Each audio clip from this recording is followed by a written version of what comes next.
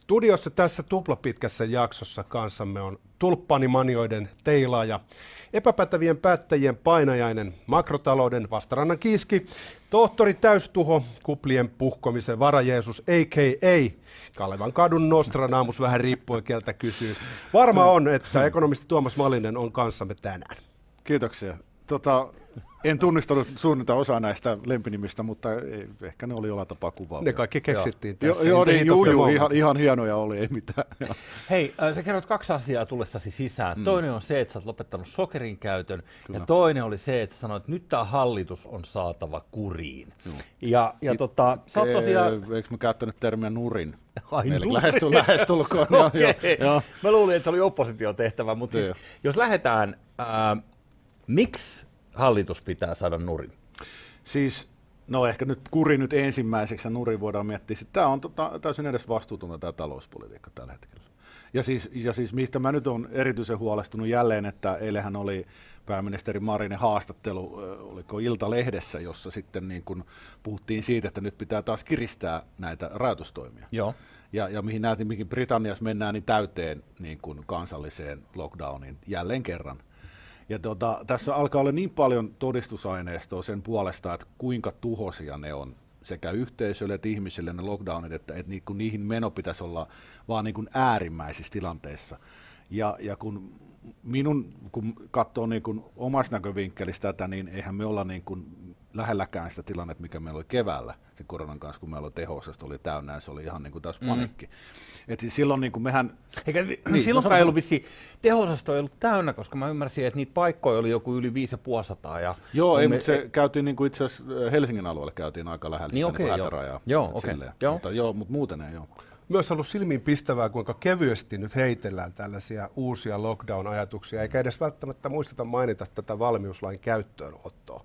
Onko tässä tapahtumassa jotain murenemista ikään kuin tässä laillisuusympäristössä? On, ja siis näitähän heittelee lähinnä minun käsityksen mukaan sellaiset ihmiset sosiaalisessa mediassa, jotka sitä ajaa.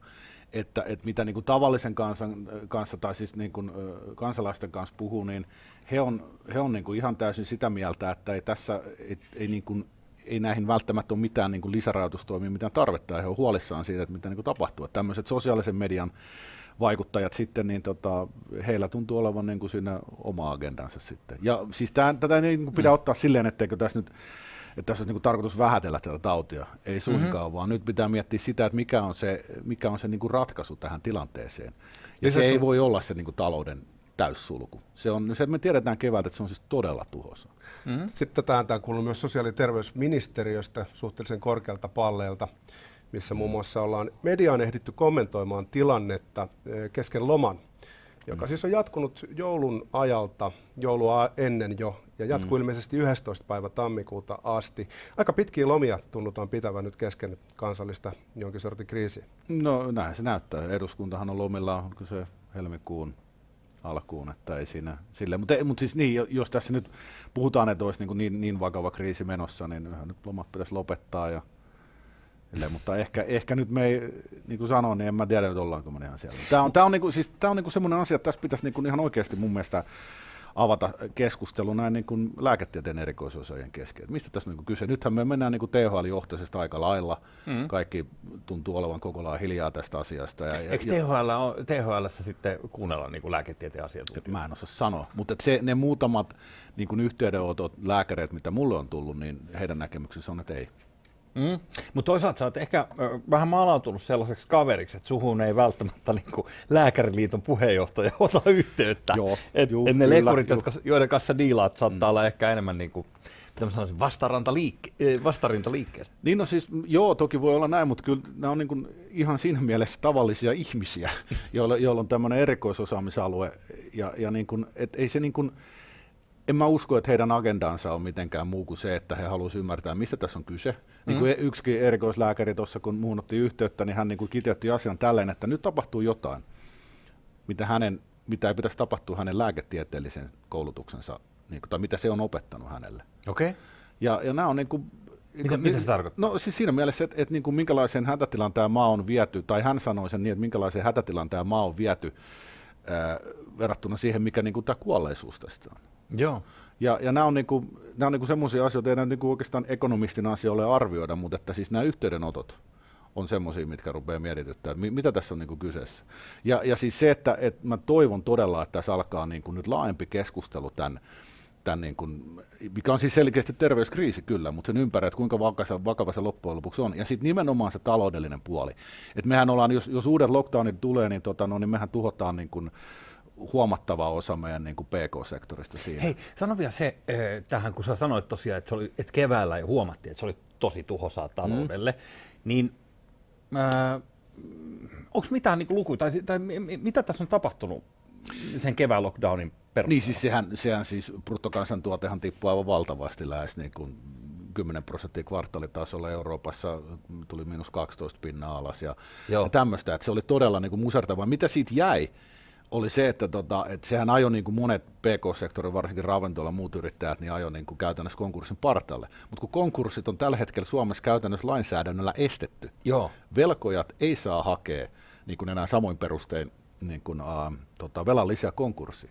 Tämä on siis aivan käsittämätöntä. Tämä niin kuin tavallaan ymmärtää, että okei, jos tämä olisi jatkunut, niin kuin sanotaan jostain huhtikuusta, ehkä kesän loppu, niin fine. Mutta ne on niin kuin edelleen, ja mitä tässä nyt on ollut huhupuhetta, että niitä jatkettaisiin vielä. Tämä on hyvä kysymys. Me huomattiin tämä sama asia tuossa lokakuussa, jolloin tämä ensimmäinen tilapäinen lainmuutos jatkettiin kaikessa hiljaisuudessa tammikuun loppuun asti.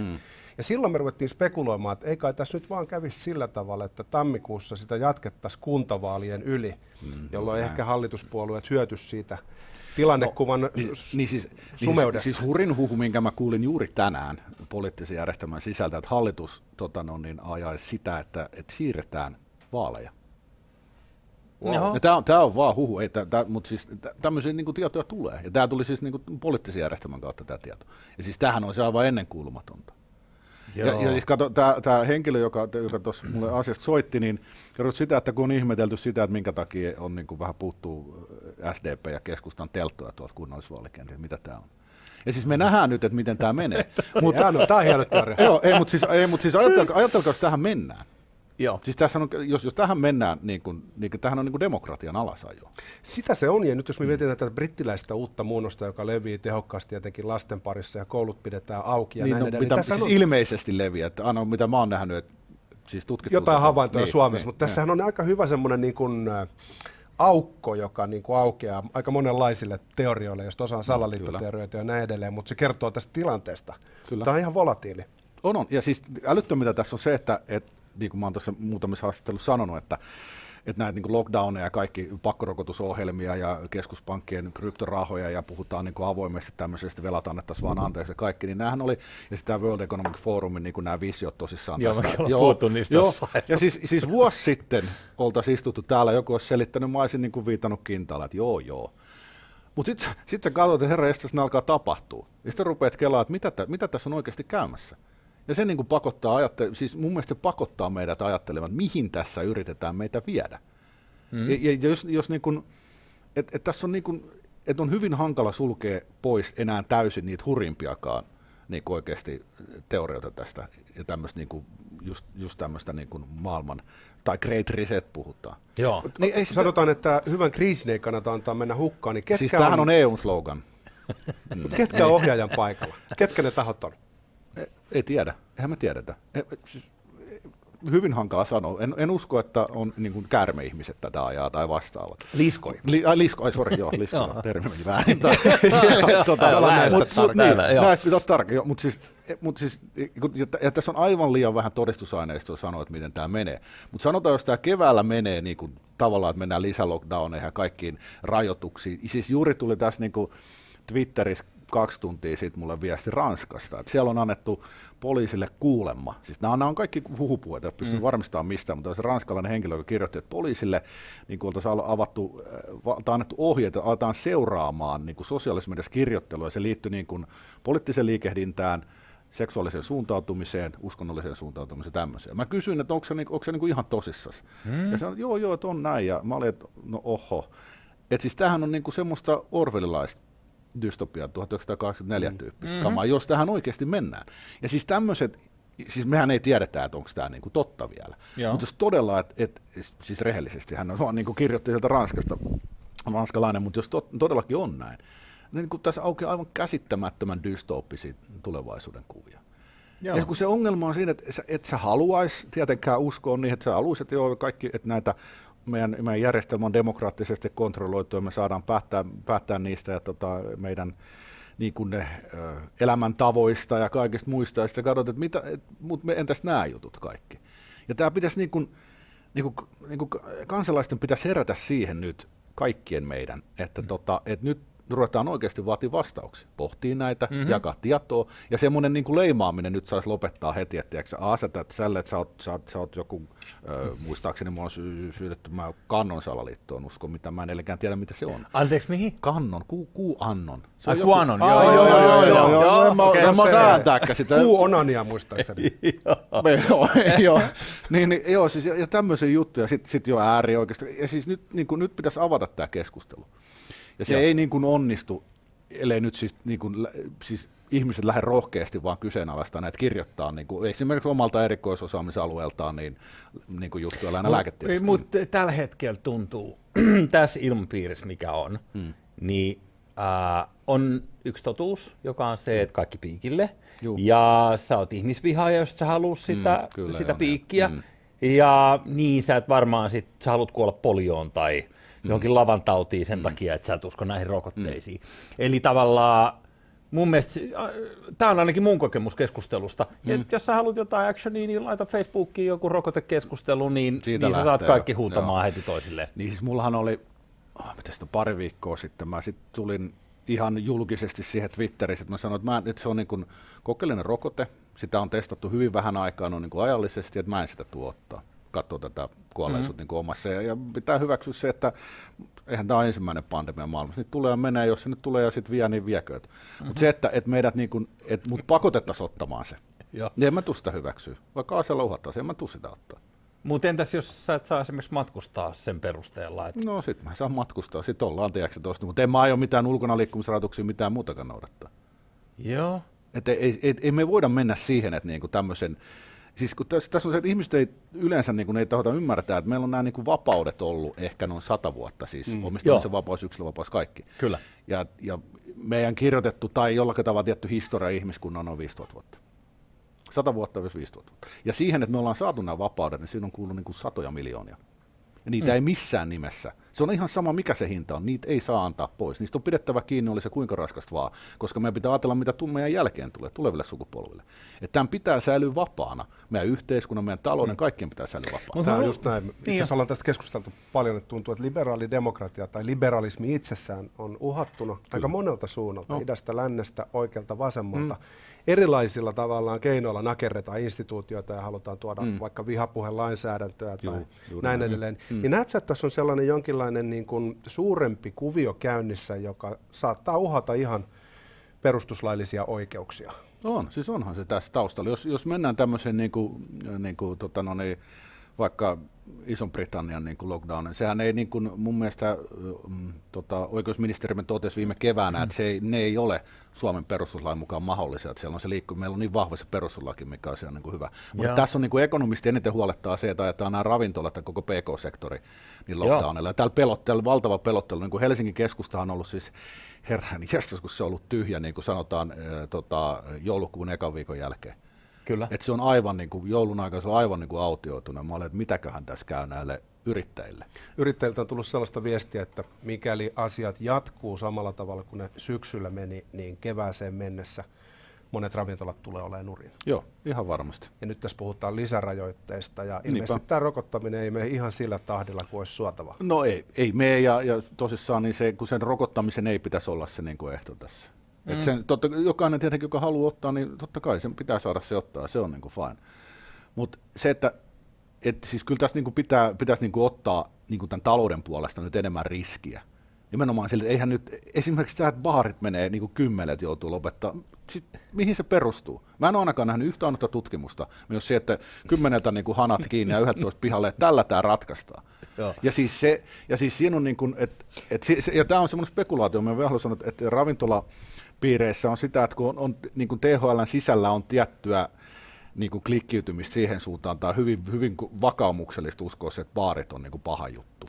Pekka Puskan niin, joo. Ja kun eihän nyt, niin kuin, tämäkin nyt menee vähän nyt ekonomistin osaamisen ulkopuolelle, että mä väitän, että niin kuin baarien aukiolojen rajoittamisella ei esimerkiksi alkoholiongelmaa Suomessa ratkaista, kyllä se on niin kuin ihan muualla se, niin kuin se biifi. Mutta se, että ravintola yrittää katsoa, niin mikä ongelma olisi, jos ne voisi olla vaikka 12 asti tai 1 asti auki. Se tiedetään, niin kuin, että yökerho ei voida avata tähän tilanteeseen, että siellä ne voi levitä. Ja sitten se, mitä se käyttäytyminen on siihen aikaan. Mutta tämä 10, niin mun mielestä se on aivan täysin mielivaltaista, ja se on niin kuin, se rajoittaa sekä kansalaisten oikeuksia että sitten niin kuin ravintolayrittäjien oikeuksia. Ja nämä on niin kuin, että pitäisi yrittää miettiä, että onko täällä taustalla jotain muita motiiveja kuin se pelkästään, mikä on niin kuin sanottu. Että ajaako joku ryhmittymä siellä taustalla sitä omaa näkemystä, mikä tässä tapauksessa voi olla esimerkiksi nämä rajoittuusihmiset.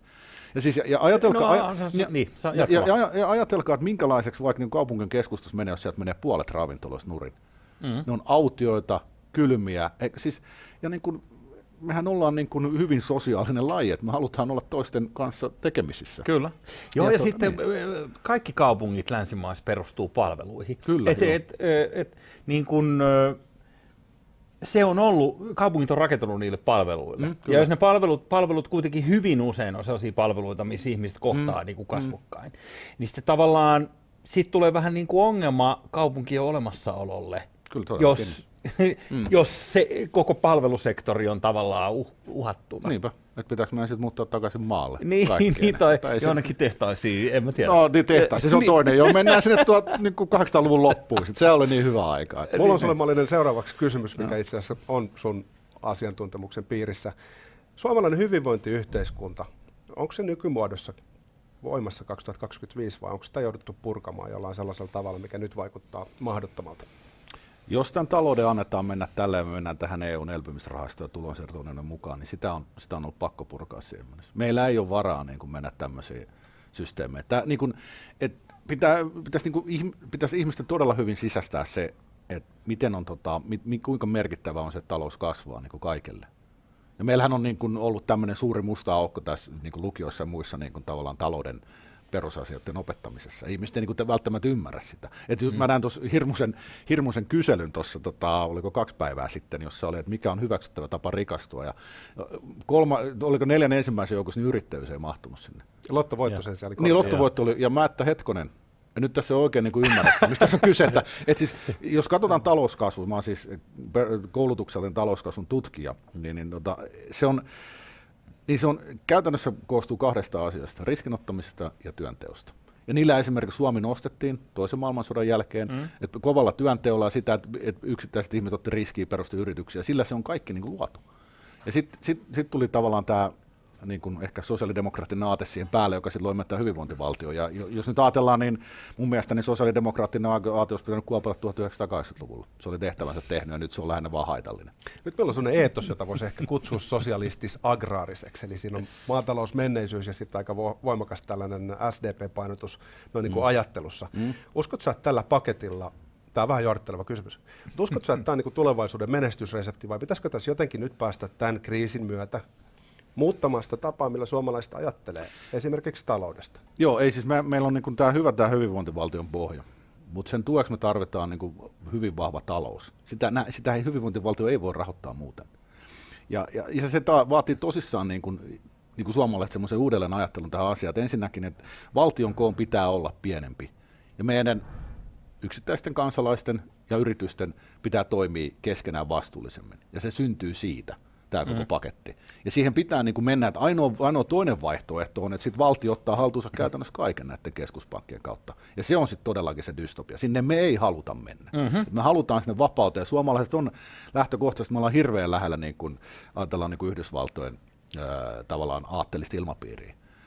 Niin kuin yrittämisessä, kaikessa muuta, että jos ehkä tämä vihervasemmisto kuparataan pois, niin vaikka mennään Pohjanmaalle kysymään, niin kyllä siellä on siis, esimerkiksi katso kuinka hyvin Pohjanmaa on niin kuin pärjännyt tänä aikana niin kuin euroaikana.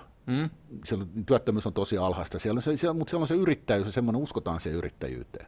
Ja siihen pitäisi niin kuin suomalaisten palata siihen, että me huolehditaan enemmän niin kuin yhteisöissä asioista, kun yritetään niin kuin katsoa aina vaan niin kuin valtiotasolla kaikkea. Tuo on ihanaa, mitä sä puhut, koska mä oon niin kuin vuosia ajatellut samaa, että valtion pitäisi ja julkisen hallinnon pitäisi olla niin kuin minimi pieni, että tyyliin ehkä ei nyt ihan tähän tarvitse mennä, mutta mä oon monta kertaa niin kuin leikkinyt ajatuksella, että mun mielestä pitäisi olla niin, että palokuntakin tulee vaan, jos sä oot maksanut sitten etukäteen. Okei, no en mä menisi tohon. En mäkään menisi tähän, mutta tyyliin niin kuin sillä rajalla ollaan. Eikö puhuta yövartio?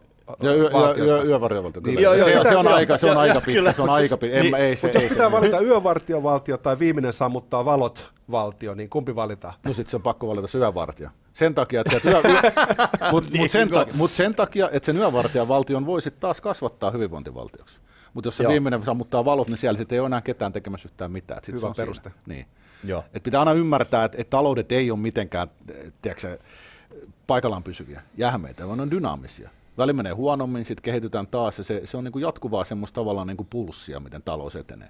Ja se on ehkä tässä se keskeisin ongelma, että meillä on annettu sen pulssin tai syklisyyden niin kuin toimii 2008 finanssikriisin jälkeen, ja siksi me ollaan tässä nesteessä.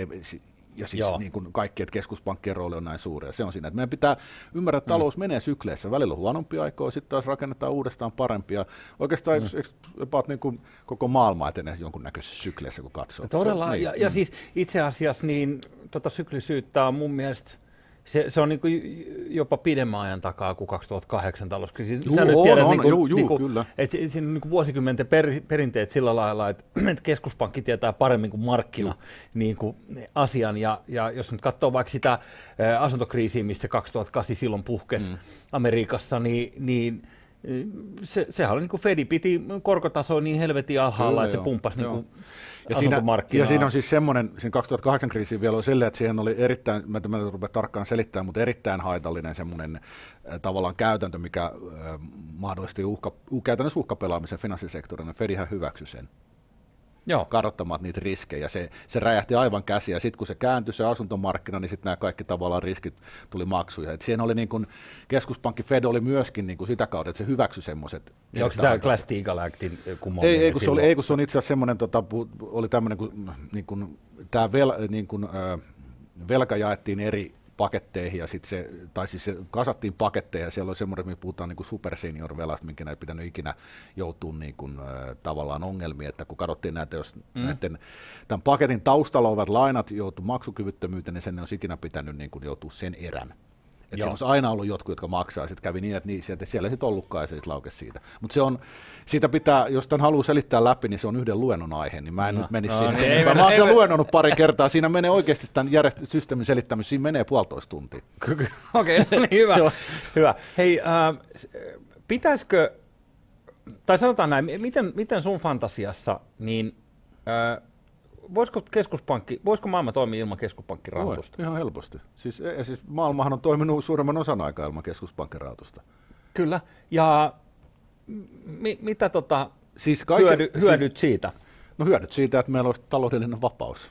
Meillä olisi välillä niin kuin, tiedätkö, olisi laskukausia, mutta sitten olisi nousukausia. Me voitaisiin hyvin pitkälle itse määritellä, niin kuin, että mikä korkokanta milloinkin on yhteistoiminnalla toki, ja niin kuin, talous on se määrittäisi. Mutta siis kun nykyinen keskuspankkijärjestelmä luotiin 1914, kun Fed tuli.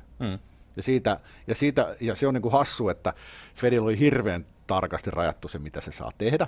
Ja ne rupesi lipeä siitä heti 1920-luvulla ottaa taloutta haltuun. Ja tämä on niin kuin tavallaan sen tien pää. Ja nyt me oikeasti päätetään, että pistetäänkö nämä keskuspankit kuoppaan ja aloitetaan uudestaan niin kuin tämän talousjärjestelmän rakentaminen, vai ottaako ne vallan ihan kaikesta. Joo. Se on muuten saada niin kuin, tämä lakimuutos, jolla Fedi saatiin aikaiseksi, niin se tehtiin käsittääkseni just tällaisessa tilanteessa, niin kuin yli pitkien joululomien aikaa äänestettiin kongressissa. Siis mä muistan lukeneeni jonkun tällaisen, että sekin junailtiin tavallaan läpi erikoisissa olosuhteissa, missä vaan niin kuin vähemmistö oli paikalla. Kuulostaa vähän politiikalta. Tapahtuiko siis sillä tavalla, että näkymättömästä kädestä tulikin näkyvä käsi? Joo, ja nyt se näkyvä käsi, hyvä termi, joo. Se ei enää ikään kuin... Ei nyt se kuristaa tai jakaa kaikille jotain, tiedätkö, leikkirahaa, monopolirahaa tuolla. Joo. No mutta hei, hyvä, jos palataan tähän päivään tästä, niin kun sä kuvailit tuossa, että konkurssit teet tällä hetkellä velkojien toimesta, niin ei ole mahdollisia Suomessa. Sä olet sanonut sä olit muun muassa neuvottelijapodcast, mun mielestä sanoit siinä että Saksassa on ollut sama asia, ympäri Eurooppaa näitä erilaisia tällaisia sääntelyitä. Kun mehän tiedetään, että miten tämä tulee menemään. Tämä tulee menemään sillä lailla, että jossain vaiheessa, kun todetaan, että nyt on pakko tavallaan kohdata musiikki, niin sitten sen jälkeen on silleen, että ei hätää, meillä on kaikki valmiina, meillä on täällä superhätärahasto, josta riittää kaikille, eikö niin? Ja sitten sen jälkeen se yritetään rahoittaa ikään kuin tätä ei olisi tapahtunutkaan ikinä. Vai mikä on sun arvaus? Mitä tässä tulee tapahtumaan? Toi on varsin mahdollista, että sitä yritetään. Mutta tässä on niin kuin yksi musta hevonen, tai no useita, mutta yksi semmoinen. Joo. Ja se on tuo pankkijärjestelmä. Niin. Ja keskuspankilla, valtiolla ei ole, siellä on niin kuin pankkien välisen lainauksen järjestelmä, missä pankit lainaa toisilleen ja tasoittaa niin kuin päivittäisiä muun muassa niin kuin vakavaraisuus niin kuin vaatimukseen määrä rahoja ja muita siinä järjestelmässä. Ja jos siellä luottamus rikkoutuu, niin pankkikriisi alkaa. Ja keskuspankki voi ainoastaan yrittää tukea näitä yksittäisiä pankkeja halvoilla lainoilla, mutta se, että sanotaanko vaikka, että tulisi joku semmoinen tilanne, että joku maa vaikka eroisi eurosta tai joku pankki joutuisi vaan ajatus niin suuriin maksuvaikeuksiin, että siihen ei enää luotettaisi, niin se voi heti lähteä purkautumaan sieltä. Ja siinä vaiheessa siitä auta se rahan pumppaminen, että yhtään mihinkään se pankkikriisi alkaa, meillä on luottolama ja sitten se niinku kaboom. Että tässä on niinku rakennettu hirveän vaarallinen järjestelmä sillä nyt, että tässä on todellakin, siellä voi odottaa niinku valtava määrä, todennäköisesti odottaa valtava määrä yrityskonkursseja, kun EKPkin on huolissaan siitä. Ja sen lisäksi, kun katsoo, kun valtiot velkaantuu tälleen, niin meillä on tilanne, jos meillä on siis yrityksiä kaatuu, ajatuu maksujärjestelyjä ja valtioita samanaikaisesti. Ja siis puhutaan monikossa. Ja tämmöistä tilannetta ei globaalissa mittakaavassa ole ollut oikeastaan koskaan. Että se on ollut, siis nämä on velkakriisit tai tämmöiset, ne on joko keskittynyt pankkijärjestelmään, yrityksiin, se voi olla kompossa tai sitten pelkästään lähestulkoon valtioihin. Joo. Ja jos yksittäisessä valtiossa on ollut sitten nämä kaikki kerralla, niin se on ollut aikamoinen kolaus, mutta sitten kato, muut on tukenut. Mitäs jos tämä tapahtuu vaikka Euroopassa, laajasti Yhdysvalloissa, Aasiassa? Siis tässä, kun me... Niin kuin, miksi sulla on hymy naamalla? Siis toi oli väärään paikkaan, myönnän, mutta siis kun tässä on älytön tilanne, että kun me aikaisemmin ollaan oltu huolissaan talouskriisistä, nyt me ollaan huoleta talouskriisi, vaan niin kuin talouden täydellinen romahdus. Järjestelmä, systeemikriisi. Tuollaiset eksistentialistiset ongelmat on niin kuin aika kriittisiä sen takia, että kaikki entiteettien ensimmäinen vaisto on säilyttää itsensä. Ja nyt jos me puhutaan siitä, että keskuspankit on ajautunut sellaiseen tilanteeseen, missä käytännössä se jäävuori näkyy jo, mutta ne ei pysty sitä ruoria kääntämään. Niin onko tässä muita vaihtoehtoja kuin se, että tämä menee jonkin sortin ison system errorin kautta? No siis se toinen on ainoastaan se, että keskuspankit ottaa talouden haltuun. Ja se olisi taas sitten tämä dystopia. Dystopia, niin. Vai hetkinen. Keskuspankit ottaa talouden haltuun. No niin. Perustaa pari kolhoosia. Joo. Se nimetään kommunismiksi. Kahdella ulla. Se on eri asia. Vanha. Mutta kerro nopeasti siitä. Sä oot puhunut siitä muuallakin, mutta jos nyt ihan lyhyesti tämä keskuspankkiraha idis. Mikä se on? Se keskuspankin digiraha. Niin. Käytännössä se, että jokaiselle perustetaan tili keskuspankki. Jokaiselle henkilölle? Niin yritykselle. Yksityishenkilölle. Okei, kivaa. Nyt meillä on kaikilla tilit siellä. Niin. Mitä sitten? Miksi se on sun mielestä niin dystoppista? No ensinnäkin siinä on kaksi selkeää kulua. Ensinnäkin on se, että keskuspankki on pankkijärjestelmän valvoja, pankkijärjestelmän viimekätinen lainottaja ja käytännössä niin kuin tukija. Joo. Ja nyt sitten, jos keskuspankeissa on niin kuin talletustilejä ihmisille, niin sehän tarkoittaa sitä, että se on pankkijärjestelmän kilpailija. Eli sitten keskuspankki on pankkijärjestelmän valvoja, lainottaja, kilpailija. Joo. Eli silloin se on vähän kuin lainsäätäjä olisi sekä tuomari että telottaja ja kaikki, ja myöskin poliisi. Ja käytännössä. Ja siis tämä nyt voi jollain tapaa toimia vielä, että pankithan voi kilpailla sille, että ne vaikka pitää korkoja korkeammalla, siis liikepankit. Mutta entäs kun tulee pankkikriisi, jolloin keskuspankki pitäisi toimia nimenomaan viimekätisen lainottajana tukea näitä, niin keskuspankkia voi sanoa, no nyt tehdäänkin kyllä sillä tavalla, että pelastetaan teidän velkakirjojenpitäjät ja osakkeenomistajat ja siirretään kaikki talletukset keskuspankkiin. Jos pankkikriisi on riittävän laaja, niin hups huijaa, meillä on järjestelmä, jossa suurin osa tai lähestulkoon kaikki talletukset on keskuspankissa. Ja tämä sitä vaan, joku voi ajatella, että no fine, no ei sitten ollaan keskuspankissa, että siellä on aina niin tuki. Mutta keskuspankki on niin kuin vaan kvasi-itsenäinen siinä mielessä, että se on niin kuin, esimerkiksi Suomen Pankki on eduskunnan alla. Kyllä. Ja sitten ruvetaan miettimään sitä, että okei, no, että niin kuin Kiinassa on jo tapahtunut. Eli siis niiden ihmisten, jotka on kritisoinut vaikka kovasti Kiinan kommunistista puoluetta, niin varoja. Mutta siis pienempien nimien niin varoja on jäädytetty. Ja siis sitä oikein semmoinen niin kuin dystooppinen ajattelu tässä, että jos keskuspankki hallinnoi kaikkien tiliä, valtio hallinnoi taloutta. Ja jos ajatellaan, että valtio on puhtaasti hyvä vaan ja unohdetaan kaikki niiden historian, ehkä sitten kaikki menee kivasti. Joo. Mutta jos katsotaan, tällä kertaa eri lailla, mutta se ei koskaan ollut. Mutta sitten aukeaa todella, niin kun, vaikka ajatellaan vaikka näinkin olisi, että okei, valtio ikinä olisi vaan niin kun, tiedätkö, hyvää kaikille ja kukkia mehiläisiä ja kaikkea kiva. Mutta silti niin, kun olisi kaikki keskuspankkien alla, niin sitten ne suuressa viisaudessa päättäisi, että nyt on taantua, nyt pitää elvyttää, että laitetaanpa kaikkien talletuksen korko -10%. Ja jos käteen on esimerkiksi kielletty, niin sitten se tikittää tiedätkö, koko ajan sun talletustilisiä. Rahaa ei kannata paljon pitää tilillä. Niin, no missä sä pidät sen? Sitten jos tässä, että raha, sanotaan, jos käteinen on kielletty, mihin mentäisiin varmasti sen seuraavaksi, niin mihin sä nostat sen? Pitäisi laittaa johonkin spekulatiivisiin sijoituksiin ja kaikkea muuta. Mutta tämä on siis ainoastaan siinä tapauksessa, että niin valtio toimii todella niin kuin, luotettavasti on hyvä. Mutta mä sanon tämän vielä, että entäs jos niin ei käy? Sittenhän se menee tähän Kiinan malliin. Että sä nyt oot kävellyt liian monta kertaa punaisia päin, että nyt saat vaan tänään nostaa 5 tililtä ja muuta. Ja nämä voi huvittaa nämä lähtökohtaisesti, mutta jos katsot maailmanhistoriaa, niin valtiolla on tapana mennä siihen niin kuin semmoiseen isoon kontrolliin, ja sitten jossain vaiheessa sinne tulee joku semmoinen johtaja, joka ajattelee tästä asiasta vähän eri tavalla, ja sitten ruvetaan. Katos vaan, joo. Niin.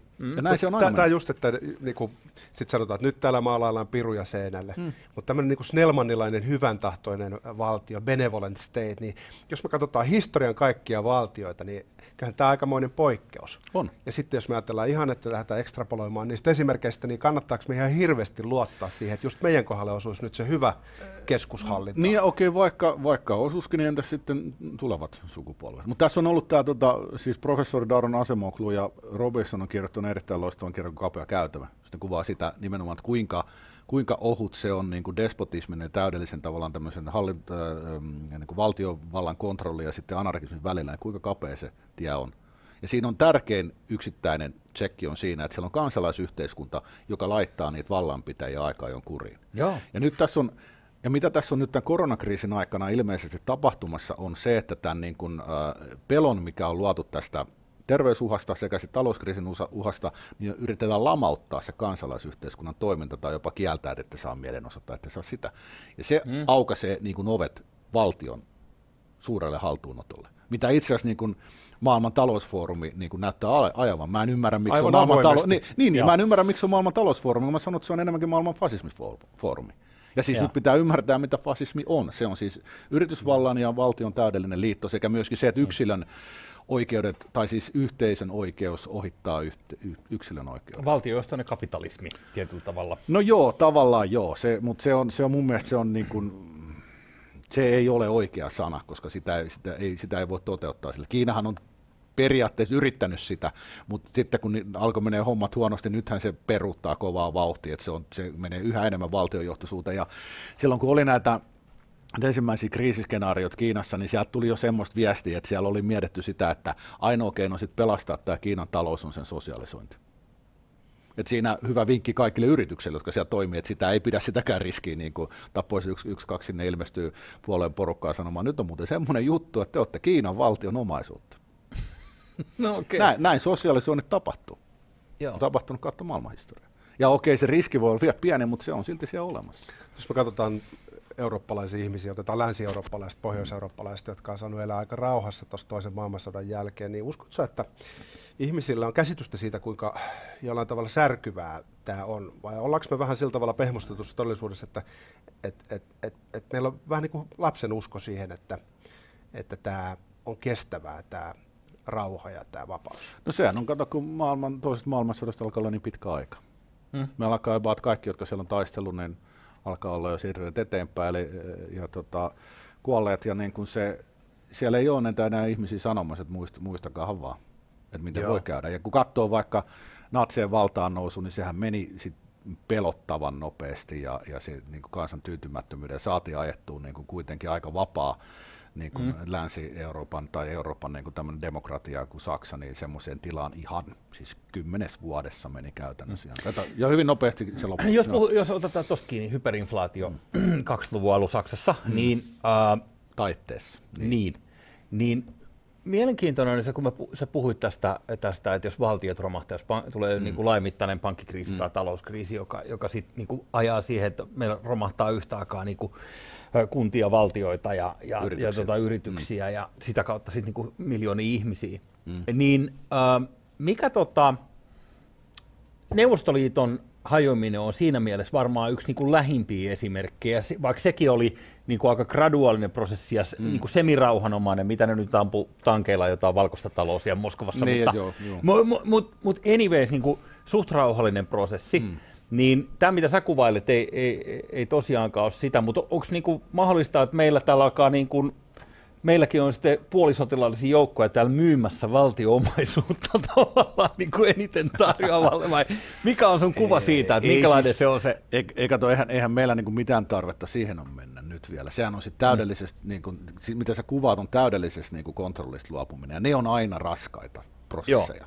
Ja nythän mehän ollaan tiellä semmoiseen, joka näyttäisi menevää, että valtio ottaa koko ajan enemmän roolia, mutta me voidaan kääntää tätä tässä vaiheessa milloin vaan. Sanotaan, että tämä ei muuten enää käy. Se on se, niin kuin se kansalaisyhteiskunnan vastaisku nyt tälle valtion niin kuin masinoimalle pelottamisen rajoittamiskampanjalle. Sitä me niin kuin vaaditaan. Kai sitä voisi sanoa, että suomalaista sisua. Nyt kun sä oot täällä pienmedian vieraana, niin minkälaisen roolin sä näet medialla? Mitä tulee nyt tähän keskusteluun, mikä liittyy rokotteisiin ja koko se on valtava, koska se keskustelu pitäisi nyt viimein aloittaa. Et meidän, niin kun, siis mediahan on järkyttävällä tavalla syyttänyt tai suoltanut niin kun yhtä totuutta niin kun oikeastaan tästä koronakriisistä sekä varsinkin tästä EU:n elpymisrahastosta ja muista. Se on ollut, mun mielestä mä käyttäytymään häpeällistä. Et siellä on muutama toimittaja, jotka on tehnyt duuninsa ja ne on ollut äärimmäisen tärkeitä niin kun haastatteluja. Esimerkiksi Mari Sannikan niin valtiovarainministerin haastattelu, jos kuka katsonut, niin kehotan katsomaan. Se oli todella avaava tästä EU:n elpymisrahastosta, että jos haluaa nähdä valtiovarainministerin melko selvästi valehtelevan, niin se on niin kuin hyvä paikka aloittaa. Mutta me ollaan siis sano joku herkku siitä, mitä Vanhanen sanoi. Hän sanoi semmoista, että kun toimittaja painosti Harjasen, miten tämä EU:n yhteisvelka, omaa mielipidettä, niin valtiovarainministeri Vanhanen sanoi, että kun hän ei ole sitä ikinä ajatellut. Mä olin niin kuin, että come on, että siis 2010, hän taisi olla pääministeri silloin, kun Kreikan velkakriisi alkoi, ja kansanedustaja muutenkin, siihen aikaan siis joka ikinen ekonomisti ja kaikki pohti sitä EU:n yhteisvelkaa, että joko hän on meidän kaikkien aikojen huonoin kansanedustaja, tai sitten hän valehtelee avoimesti, mutta tähänkään ei tartuta. Siis media, siis tämä on siis Ylen lähetyksessä tämmöinen sanottu, ja media istuu, tiedätkö, tuo niin kuin käsien päällä, että ei tehdä mitään, ja mäkin sit siinä, kun en mä tiedä, kuka niitä johtaa, mutta sehän on niin kuin yksi lammaslauma. Se on niin kuin aivan vitsi. Jos mä olisin niin kuin Hesarin tai Ylen suuressa toimittaja, mä en niin kuin kehtaisi kutsua itseäni enää toimittajaksi. Minkälaisia juttuja media kirjoittelee muuten susta? Ne ei yleensä... Ei musta kirjoita mitään.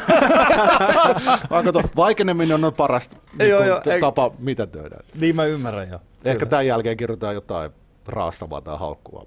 Joo. Okei, mutta... No toki tämä on pienmedia, ehkä tätä kukaan ei näe, niin me vaan jutustellaan tekstiä. Joo, en mä usko, sillä nyt oli hirveästi merkitystä, mutta monta kertaa vaan huomannut siis sen, että kun joku hirveän kärkkäästi arvostelee mediaa, niin sitten siitä otetaan aika helposti myös sitten kirjoittajien toimittajien puolesta niin vähän niin kuin itteensä helposti myös. No niin, nyt on syytä ottaa itteensä. Kyllä ihan niin kuin ottakaa vaan kuinka paljon haluatte, nyt alkaa olla sen aika. Mutta tämä on mennyt niin älyttömäksi. Siis mä en voi uskoa, että tämä media on. Me ollaan niin kuin, mitä mä oon tämä pelastusrahasto.fi-porukka, missä on siis niin kuin entistä virkamiesjohtoa ja taustalla on vielä niin kuin, poliitikkoja, taustalla on niin kuin laajempi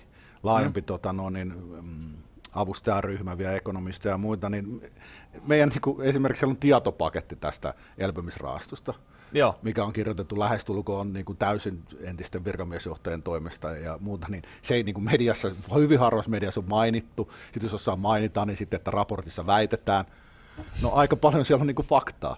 Ja siis se on ollut ihan käsittämätöntä, että me ollaan mä oon yrittänyt pitkään pelata median kanssa, kun on siellä kuitenkin jonkunnäköinen suhde tässä vuosia aika muodostunut. Se on käynyt tänä syksynä aivan täysin mahdottomaksi. Toki mä ymmärrän, että nämä mielipiteet on pitänyt kirjoittaa kärkkäästi, että saadaan tämä keskustelu aikaiseksi, mutta se, että meidän koko muu porukka, mitä siinä on, jokainen voi käydä katsoa, ketä siellä on, niin on niin kuin tavallaan marginalisoitu. Osalta, niin se on käsittämätöntä. Se on täysin käsittämätöntä. Oikeastaan kaikki, niin mä muistan, kun Vesa Vihriälläkin, siis työelämäprofessori, entinen EUn korkea virkamies, niin hänkin kun rupesi vähän tuossa kesällä pohtia, että nyt ei ole kyllä välttämättä hyvä juttu tämä, niin yhtäkkiä mä en ole hänestäkään juuri mitään mediassa kuullut, että sekin on saman tien, ei. Sä toistat sitä yhtä totuutta, että EUn elpymisrahasto on hyvä, nämä koronatoimet pitää tehdä ja kaikki, ja sitten se sillä mennään. Että tämä on niin kuin jotenkin, Neuvostoliiton aikana mä en elänyt niin pitkään, että mä olisin pystynyt mediaa seuraamaan, mutta jotkut sanoivat, että tämä on jopa pahempi kuin silloin. Että silloin oli jonkunnäköistä kriittistä keskustelua sentään, mutta nyt on niin yksilmästä, niin käsittämättömän yksilmästä tämä median toiminta. Tämä on aivan niin kuin... Jotenkin voisi ehkä niin kuin koko 2000-luvun tarinan kuvata sitä kautta, että Overtonin ikkunat, mistä saa puhua, mikä on sallituiden rajoissa, mikä rupeaa olemaan törkeää, niin se on kaventunut aivan huomattavasti.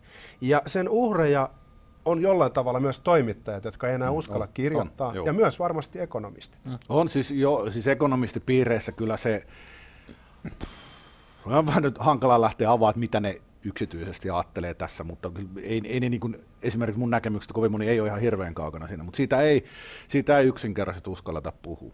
Ja se on niin kuin semmoinen asia, että nyt pitäisi ehdottomasti ekonomistien tarttua niin kuin tähän talouden koko kuvaan, kun me nähtiin se hirveä isku viime keväänä. Että sitä ei saa, ihan sama, mutta sitä ei saa antaa niin kuin toistua. Joo, kun tämä hirveä isku on hyvä, sä sanoit, että ne on BKT-luvut ja muut, mutta kun siinä on se, musta tuntuu, että ihmiset ei niin kuin vieläkään tavallaan ymmärrä, että kaikki on vähän niin kuin huolissaan ja näin, mutta sitten kuitenkin, kun tuntuu, että aika monelle ihmiselle, niin se ei ole vaikuttanut, että ajattelee, no me teemme vähän töitä himasta ja ei tässä niinku mitään ongelmaa ole. Mutta tietysti asia on eri, jos sulla on vaikka niinku koko omaisuus liossa ja sä oot henkilökohtaisesti taannut lainat vaikka yritykselle ja sulla on joku firma ja näin poispäin, joka on niinku vaakalaudalla ja sä et voi tavallaan tehdä mitään se asia eteen, että joku muu päättää sen puolesta. Orwellin niin, jos mä vastaan tähän, niin se, että kun tässä on tosissaan pidetty tämä niin kuin, tavallaan tämmöinen harhakuva tästä talouden toipumisesta, sille on otettu valtavasti lainaa, siis 20 miljardia, se on niin kuin, onko se nyt sitten 1/6 pelkästään yhtenä vuonna, mitä meillä on aikaisemmin velkaa ja sitä luokkaa. Ja sen jälkeen sitten on laittu nämä, niin kuin tämä lainalyhennysvapaat, moratoriossa puhutaan, ettei velkoja saa hakea velalliskonkurssia ja muuta, niin nämä on kaikki loidut tämän päälle ja kaikki näyttää, että kaikki on ihan ok, mutta kun sä katsot sinne pinnalla, niin ei ole mikään, ei ole ok. Että tämä talous niin kuin romahti silloin kesällä, nyt tätä on vaan yritetty jotenkin pitää pystyssä. Ja tämä on se, mikä mua niin kuin omassa siis ammattikunnan ekonomistissa hämmentää, kun katsottiin vaikka talouskasvuennusteita. Me todettiin meidän niin kuin ennusteet vastaavan, tai ennustemallista vastaavan kaverin kanssa, että joka sattuu olemaan tilastotieteen professori, niin siitä, että taloutta ei tällä hetkellä voi ennustaa. Niin paljon epävarmuuksia, liikaa kaikkea, turhaa tehdä. Me ollaan tehty skenaarioennusteet vuodesta 2012, että aina on niin kuin hyvä, huono ja sitten todennäköinen skenaario. Joo. Yleensä me tuona raportoitu se huono, koska sitten saa klikkiotsikoita. mutta me todettiin, että ei ole mitään järkeä tehdä mitään, koska tällä hetkellä ei pysty ennustamaan taloutta. Yhdet vakavalla naamalla, niin kuin VMLkin tuli, että 2,1% kasvaa. Ja mä että okei, no se voi kasvaa, mutta sitten se, niin se virhemarginaali ehkä -10%. No ei plussaa voi olla miinuspuolella tosi paljon. Joo. Tämä on hyvin hämmentävä. Hei, jos vielä palataan siihen, meillä on tässä muutama minuutti aikaa, niin tähän tulevaisuuden Kelaan ja puhutaan vaikka siitä niin kuin World Economic Forumista, siitä Davos-jengistä, jos kokoontuu siis maailman talouseliitti. Ja jos tästä suuresta kuvasta nyt pitäisi niin kuin päätellä jotain, niin jotenkin tuntuu, että joku agenda siellä on taustalla, mitä yritetään ajaa, ja nämä on nyt ollut arvauksia, mitä tässä ollaan heitelty. Mutta mikä on sun niin kuin todennäköisin mutu, että miten tästä tämä purkautuu nyt vaikka seuraavan parin vuoden sisältä tämä homma? Purkautuu? Niin. No siis mun näkemys on, että se pankkikriisi tulee nyt vääjäämättä, ja sitten se purkautuminen lähtee siitä sekä kansalaisten heräämisestä, herra jestas, että eihän tätä nyt näin voi antaa mennä. Ja niin kun, tässä on ehkä semmoinen suomalaisten hyvä nyt niin kun ymmärtää, että Suomi on yllättävän niin kun nyt kärkiasemassa tässä, että meillä on vielä kaikki systeemit, jos katsoo Ranskassa, miten menee, Iso-Britanniassa miten menee, niin me voidaan niin kuin aloittaa tämä käänne niin kuin takaisin tähän vapauteen, niin tästä maasta meidän pitää vaan niin kuin herätä tähän todellisuuteen. Ja ei antaa niin kuin tämä luisuu enää enempää sinne dystopian tielle, että hyväksytään mitä on taloudessa tulossa muuta, ei anneta niin kuin ottaa pois meidän yksilön ja yrittämisen muita vapauksia. Voi herra jumala, minkälainen hallitus me tarvittaisiin tuohon. No se ei nykyhallituksella ei onnistu. Niin. Ajattelen sun hahmoa, niin tulee mieleen siis Orwellin yksi näistä sitaateista, että valheen aikana totuuden puhumisesta tulee vallankumouksellinen teko. Niin joku tällainen asetelma tässä saattaa olla. Mutta se selviää myöhemmin. Sitten jos kaikki meneekin ihan ruusuisesti ja ollaankin matkalla utopiaan ja EU onkin tehnyt just oikeat vedot, niin onko se, joka nostaa käden ylös ja sanoo, että sori, mä olin väärässä? Aivan varmasti. Joo, ei jos parin vuoden päästä, tiedätkö, kaikki on hyvin ja kansa ja talous kukoistaa ja kaikki, niin ei mulla on ikinä ollut ongelmia myöntää omia virheitä. Mä oon ekana juomassa drinkkejä sun kanssa skoolaamassa siellä. Tämä sovitaan. Joo. Ehdottomasti. Hei, vielä tuosta sanoit tuossa yhdessä vaiheessa siitä, että tosiaan pyritään tähän niin maailmaan, jossa ei ole käteistä. Niin meille suomalaisille tämä tuntuu olevan niin kuin sellainen asia, että joo, totta kai, että en mä käteistä käyttänyt pitkään aikaa. Mutta suurin osa maailmasta toimii edelleen käteisellä. Jos sä katsot, mikä määrä Itäblogissa joka paikasta tämä on tätä tavallaan suhmurointia, niin uskotko, että se voi mennä noin niin kuin ympäri maailmaa, koska sehän romahduttaa sitä ei saksalaiset ei tule luopua siitä, eikä Yhdysvallat tule luopua siitä. Eikä. Sitten kato, tässä on Suomessa mennyt niin pitkään hyvin, niin me ei muista, mutta niin kuin esimerkiksi miten finanssikriisissä käy. Mutta 2015, kun ihan sattumalta saatu tulla Kreikassa silloin, kun siellä alkoi pankkikriisi, niin siis kahdessa päivässä, 3 päivässä, niin kaikkien luottokorttien toiminta loppui. Palaa täyteen niin kuin käteistalouteen. Ja se on niin kuin hyvä, että siis finanssikriisit on siitä tosi niin kuin petollisia. Ja ihmisten olisi hyvä herätä nyt siihen, että jos semmoinen tulee, niin käteistä pitää olla. Joo, ja sitten se on niin kuin too late. Joo, ei se kun sieltä, jos pankkiautomaatti ei saa rahaa, niin sä et saa rahaa. Joo. Niin. All right. Eli sukavarteen käteistä olisi niin tämmöinen kyllä, ensiapu. Joo. Sukavarteen. Hei, se loppuu. Näillä näppäimillä on meidän aika. Tuomas Malinen, aika kiittää vierailusta. Oli huikeet, että olit täällä. Kiitoksia. Otetaan vuoden päästä uudet. Katsotaan, otetaanko drinkit vai ei. Joo, tehdään näin. Koska kuningas on kuollut, kauan älköön kuningas. Joo, juuri näin. Joo.